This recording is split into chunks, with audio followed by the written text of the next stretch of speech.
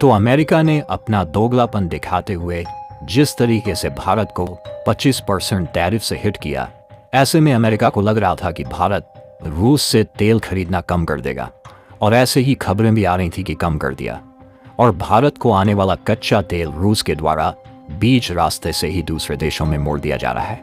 लेकिन दोस्तों, अब जो भारत की रणनीति आई है उसने अमेरिका की नींद उड़ा कर रख दिया है। जी हाँ दोस्तों, खबर आ रही है और आप साफ साफ देख सकते हैं कि रूस से सस्ता तेल ही नहीं, एक और चीज भी भारत खूब खरीद रहा था, और यूरोपीय यूनियन ने लगाया बैन तो और बढ़ गई खरीदारी। दरअसल जिस बीच अमेरिका टैरिफ से भारत को डराने की कोशिश कर रहा था, उस बीच चुपके से कूटनीतिक खेल भारत द्वारा खेला गया, और अब जब टैरिफ लगाई जा चुकी है तो खुलासा सामने आ रहा है। तो आखिरकार पूरा माजरा क्या है, इस वीडियो में समझते हैं। लेकिन आगे बढ़ने से पहले इस वीडियो को लाइक करके चैनल को सब्सक्राइब जरूर कर लीजिए, क्योंकि ये आपके लिए तो 1 सेकंड का काम है, लेकिन इससे हमारी काफी बड़ी मदद होती है। दरअसल देखा जाए तो ट्रंप के द्वारा कई देशों पर इंपोर्ट ड्यूटी और टैरिफ का प्रहार किया गया, जिसकी चपेट में भारत को लपेटा गया, और भारत पर कोई छोटी मोटी नहीं बल्कि 25% की टैरिफ लगाई गई। पहले 26% लगाए जाने की बात हो रही थी, लेकिन केवल इसे 1% घटाकर 25% ही लगाया गया, जबकि भारत के पड़ोसी देश जैसे कि बांग्लादेश और पाकिस्तान पर काफी ज्यादा ट्रंप के द्वारा टैरिफ डिस्काउंट दिया गया, और उन पर 19 या 20% की टैरिफ लगी है। यानी कि कहीं ना कहीं भारत के पड़ोसी देशों को ज्यादा छूट देकर भारत के सामानों को अमेरिकी मार्केट में ज्यादा महंगे करके अमेरिका भारत को या तो उकसाने की कोशिश कर रहा है कि भारत उनसे भिड़े, या फिर वह इस तरीके का प्रेशर बनाकर चाहते हैं कि भारत इनसे व्यापार समझौता करे। लेकिन शायद अमेरिका बीच बीच में भूल जाता है कि अब पहले वाला भारत नहीं रहा, और कभी कभी अमेरिका की सोच जहां से खत्म होती है, भारत वहीं से सोचना शुरू कर देता है। और इस बार पूरा वेस्टर्न जहां रूस से तेल खरीदने तक ही सोचते रह गए, वहीं भारत नेफ्टा तक पहुंच गया। दरअसल जब इसी बीच चारों ओर यह चर्चा चल रही है और वेस्टर्न मीडिया चिल्ला चिल्ला कर कह रहा है कि भारत झुक गया और भारत में रूस से तेल लेना बंद कर दिया, तो दोस्तों मैं आपको बता दूं कि ऐसा बिल्कुल भी नहीं है, बल्कि भारत ऐसा खेल खेला है कि पूरा वेस्टर्न मीडिया बौखलाया हुआ है कि भारत ने यह कब कर लिया। असल में जब ट्रंप दुनिया को टैरिफ से डराने की कोशिश कर रहे थे, और जब अमेरिका और यूरोप लगातार भारत को रूस से दूर करने के लिए धमकियां दे रहे थे, तब भारत ने चुपचाप एक ऐसा मास्टर स्ट्रोक चल दिया जिससे न सिर्फ ट्रंप की आंखें फटी रह गईं, बल्कि रूस ने भारत को वो चीज सौंप दी जो तेल से भी ज्यादा कीमती है।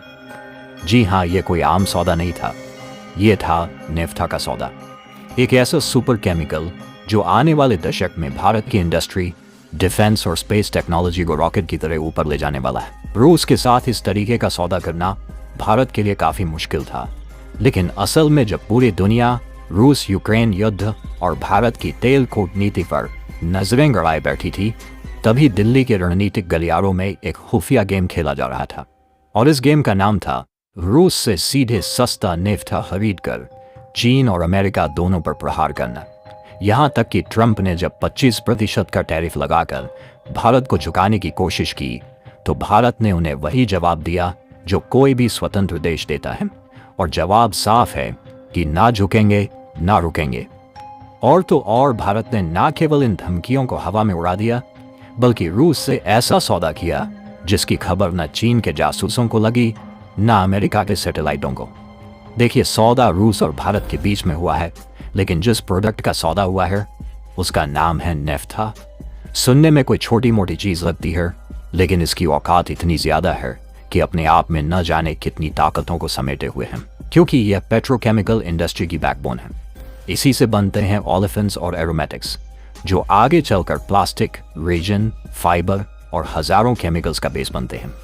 पर असली कहानी यहाँ से शुरू होती है कि भारत का डिफेंस, स्पेस और इलेक्ट्रॉनिक्स सेक्टर इसी नेफ्टा से बने हाई ग्रेड कंपोजिट मटेरियल पर टिका है। आपके फाइटर जेट की बॉडी हो या ड्रोन के हल्के हिस्से, सब कुछ इस नेफ्टा के डेरिवेटिव्स से बनते हैं। और जब यूरोप ने फरवरी 2023 में रूस से तेल उत्पादों पर बैन लगाया, तो वही नेफ्टा जो यूरोप ने ठुकराया, भारत ने उसे दोनों हाथों से लपक लिया, वो भी कौड़ियों के भाव। अगर आपको नहीं मालूम तो बता दें कि 2025 के पहले 6 महीनों में भारत ने रूस से 14 लाख टन नेफ्टा खरीद लिया है। ये नेफ्टा सीधे गुजरात के मुद्रा, हजीरा, सिक्का जैसे पोर्ट्स पर उतरा, जो अब एशिया की नई एनर्जी मीडियम बनते जा रहे हैं। पहले ये माल यूएई से आता था, अब रूस से सीधा, सस्ता और तेजी से आ रहा है। इससे भारत ने न केवल अरबों रुपए बचाए, बल्कि एक ऐसा एनर्जी स्टॉक तैयार किया जो भविष्य के हर संकट में काम आने वाला है। और इससे सबसे गहरा प्रहार पड़ा है चीन की मोनोपोली पर, जिसने अब तक केमिकल इंडस्ट्री में कच्चे माल के दम पर दुनिया को गुलाम बना रखा था। दरअसल जब यूरोप ने रूस से आयात पर पाबंदी लगाई और अमेरिका ने भारत पर 25% टैरिफ की धमकी दी, तब किसी को अंदाजा नहीं था कि भारत एक साथ 3 निशाने साधने वाला है। पहला ये कि अपनी इंडस्ट्री को कच्चा माल देना, और दूसरा चीन की मोनोपोली तोड़ना, साथ ही तीसरा अमेरिका को उसकी औकात दिखाना। आपको बता दें कि नेफ्था कोई मामूली चीज नहीं है। यह वो जादुई मटेरियल है जिससे बनते हैं plastic, synthetic fibre, resin, high grade chemicals और सबसे बड़ी बात, fighter jets, missile body, electronic warfare system के हल्के लेकिन ताकतवर हिस्से। और अब यह सब बनेगा भारत में। ना चीन से इंपोर्ट होगा, ना अमेरिकी टेक्नोलॉजी की भीख। अब सोचिए, जब यही एडवांस केमिकल भारत में बनने लगेंगे तो न सिर्फ भारत की डिफेंस सिस्टम में क्रांति आएगी, बल्कि मेक इन इंडिया को भी मिलेगा असली फ्यूल, जो कि है चीन को जड़ से हिलाने वाला झटका। दरअसल चीन करता क्या है कि वो दुनिया से सस्ता कच्चा माल खरीदता है और फिर अपनी फैक्ट्रियों में प्रोसेस करता है, फिर पूरी दुनिया को बेचकर अरबों कमाता है। यही है उसकी रॉ मटेरियल मोनोपोली। और भारत ने सीधे रूस से नेफ्था खरीदकर उसी मोनोपोली की जड़ में कुल्हाड़ी मार दी है। अब भारत न केवल खुद उत्पादन करेगा, बल्कि आने वाले समय में दूसरे देशों को भी सप्लाई करेगा, वो भी उन देशों को जो अमेरिका की सजा से डरकर रूस से माल नहीं खरीद सकते। यानी भारत अब सिर्फ ग्राहक नहीं, ग्लोबल इंटरमीडिएरी बनने की ओर बढ़ रहा है। और कमाल की बात यह है कि ताइवान भी भारत के साथ है और यह लड़ाई भारत अकेले नहीं लड़ रहा। 2025 के जून महीने में ताइवान ने भी रूस से 2.34 लाख टन नेफ्था खरीद डाला, क्योंकि ताइवान जानता है कि अगर चीन से भिड़ना है तो इंडस्ट्री को मजबूत करना होगा। भारत और ताइवान दोनों एक ही सोच के साथ, एक ही सोर्स से, एक ही स्ट्रेटेजिक रॉ मटेरियल खरीद रहे हैं, जो कि कोई संयोग नहीं है। ये है एक अघोषित आर्थिक युद्ध जहां भारत और ताइवान मिलकर चीन की जड़ हिला रहे हैं। और ये भी एक अच्छी बात है कि यूरोपीय यूनियन ने रूस से नेफ्था लेना बंद किया, भारत ने मौका देखा और खाली जगह भर दी। अब भारत न केवल अपनी जरूरतें पूरी कर रहा है, बल्कि खुद को एशिया का नया एनर्जी और केमिकल हब बना रहा है। और सबसे बड़ी बात कि कल जब भारत के बने कंपोजिट मटेरियल, फाइबर और एडवांस केमिकल दुनिया को सप्लाई होंगे, तो भारत उन देशों की मदद करेगा जो अमेरिका के डर से रूस से सामान नहीं खरीद सकते। बाकी आपका रूस से नाफ्था खरीदने पर क्या सोचना है, अपनी राय कमेंट में जरूर बताएं। और इस वीडियो को लाइक करके अपने मित्रों तक शेयर जरूर करें, ताकि उन्हें भी जानकारी मिल सके। इसी तरह और भी नॉलेजेबल वीडियो देखने के लिए चैनल को सब्सक्राइब करके बेल आइकन को ऑल पर जरूर सेलेक्ट करें।